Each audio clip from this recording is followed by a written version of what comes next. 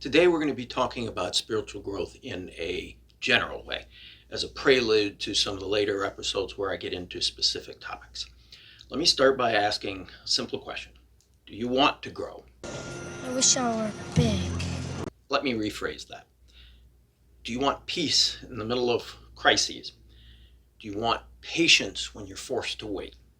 Do you want to be able to hear from God when you need an answer? Do you want wisdom when you don't know what to do? Do you want to be able to control your words and your actions? These are all legitimate, good reasons. They're a bit self-centered. Of course, there's better reasons. For instance, being kind to those who aggravate you, sympathy for those who disagree with you, for your enemies, being able to think less about yourself and more about others.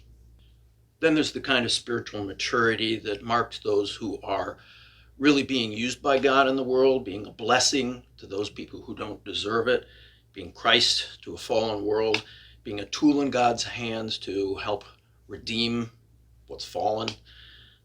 Okay, let's say you hear all that and you just say, I'm just not feeling it. I just don't want to grow. I don't want to put any effort into it. I would say you still need to grow. Why?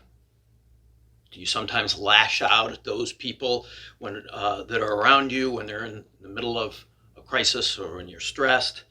Do you ignore people most who need your attention? Do you sometimes act like you know everything, or do people perceive you in that way? What about that thing that you do that you know you shouldn't do, but you keep doing it even though you don't want to? Maybe you think of others as being inferior to yourself based on how they look, how they dress, their haircut, what clothes they wear, their education, even their race. Maybe you resent people that have more than you do. Maybe sometimes you're just a not nice person. Somebody needed to hear that. The good news is that you are going to grow whether you put some effort into it or not. But there is a downside. We'll get to that in a moment. So there's a lot of scriptures that tell us that God is at work helping us to grow. For instance, may the God of peace equip you with everything good for doing his will, and may he work in us what is pleasing to him. Note, he's equipping us and he's working in us. And then there's this one. And we all are being changed into his likeness from one degree of glory to another. We are being changed. God, of course, will also teach us through discipline. Most of us are aware of the uncomfortable verses talking about how he disciplines his children. There's also another area where we don't choose to grow, and that's this whole thing called dark night of the soul. Some of you have heard of this before. It goes back centuries. Many of the great saints in our history have gone through such things. It's very painful, often goes over years, and I'm hoping to have an entire episode devoted just to that. The real issue is how fast you go, right? God is going to work in your life. He's going to be disciplining you. He's going to be teaching you, helping you to grow. But the speed with which you grow is actually a function of the effort that you put into it. How much you cooperate with God, how much you are willing to go out of your way to promote growth. If you ain't growing, you're slowing. I made that up. Feel free to use it. So if you know you need to grow, how do you do it? 5 qualities you need in order to grow. That British woman's voice gives it kind of an air of authority and sophistication, don't you think? All right, so here are 5 things that I think you need in order to grow. Teachability, humility, patience and persistence, intention and focus, and getting comfortable with discomfort. Yes, I know that could be 7. Sue me. I'm going to call it 5. So let's start with being teachable. Let the wise listen and add to their learning, and let the discerning get guidance. If you consider yourself wise and discerning, then take to heart this particular verse, which basically says those very kind of people are the people who are aimed at learning. You want to be super teachable? That means that in those subject areas where you think you already know enough, you're still willing to learn more. So what's a sign of not being teachable? Well, for instance, you're inclined towards telling people what you know, teaching. You're not particularly interested in any given discussion with hearing what they have to say. In fact, if you're in a discussion with somebody and you're waiting for them to stop so you can say what you want to say, or you're only listening so that you can formulate your response, you're not really listening in order to hear what the points they're making are or where they got their information. You're not trying to learn. You're just looking for a break in the conversation so you can talk. You don't value other people's opinions. You see other people's opinions as more or less uninformed and yourself as being more informed. So what do teachable people actually look like? Well, if you're in a conversation with somebody and you're talking about a subject, asking questions is a good sign of you being teachable. Diving deeper, not simply parroting what you've learned about that subject.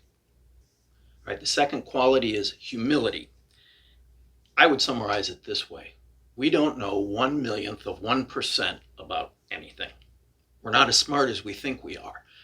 All those subjects that you think that you know well enough, you need to remind yourself you don't know everything there is to know about them. Think about it this way.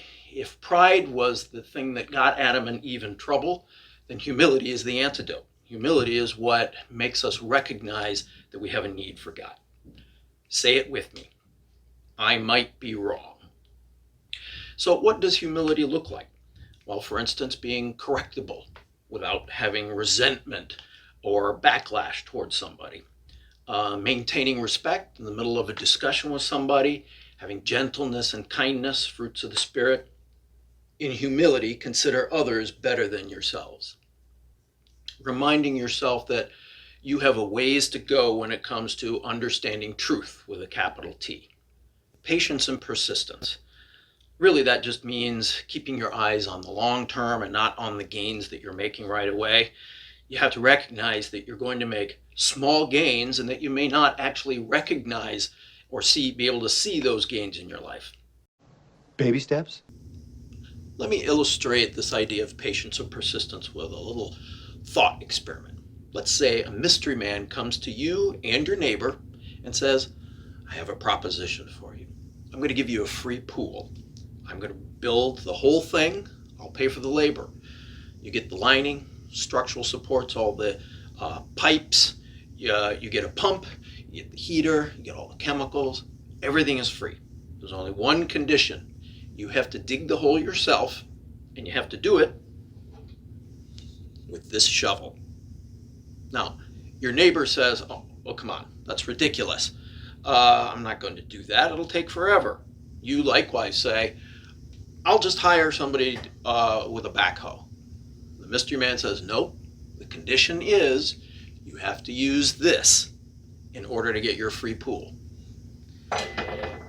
You say, forget it, I'm not doing it. Your neighbor says, give me the shovel. He goes out, he spends 30 minutes digging a little hole. He stands back and looks at it and thinks, this is ridiculous. He drops the shovel on the ground. A week later, he looks out and he says, all right, I've got a little time on my hands. He goes out, he digs a little bit more. Every week he goes out, tries more, some more days, some weeks more than others. He kind of makes some progress. After a year, he looks at it and goes, okay, well, I guess I'm in it for the long haul. Some days he just can't deal with it. Other times he feels more invigorated, keeps his eyes on the long-term goal, and goes out and digs. It takes him years, but eventually he has a big enough hole. He calls the mystery man back, tells him he has the hole. Mystery man comes, installs the pool. Now you look at your neighbor. Years have gone by. You thought he was just being ridiculous, all that effort he was putting in with a tiny little shovel, but now he has a free pool, and you don't.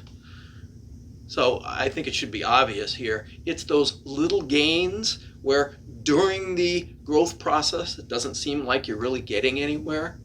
You got to keep your eyes on the long term. There is a great value in growth, but you may not see it for a long time.